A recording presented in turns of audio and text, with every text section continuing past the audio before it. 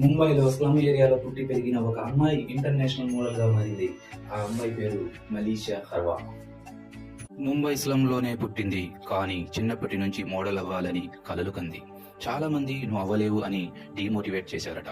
మలీషియా హర్వా ముంబైలో స్లమ్ ఏరియాలో కట్టెలతో కట్టిన చిన్న ఇల్లులో ఉండేది. మురికి ఓడలో ఉంటూ నీళ్లపై పడుకునేదట. కానీ హాలీవుడ్ యాక్టర్ రాబర్ట్ హల్మెన్ ను కలిసిన తర్వాత ఒక్కసారిగా మలీషియా హర్వా లైఫ్ చేంజ్ అయిపోయింది. మలీషియాను నీ లైఫ్ లో ఏమవ్వాలి అనుకుంటున్నావు అని అడిగినప్పుడు డాన్సర్ అండ్ మోడల్ అని చెప్పిందట.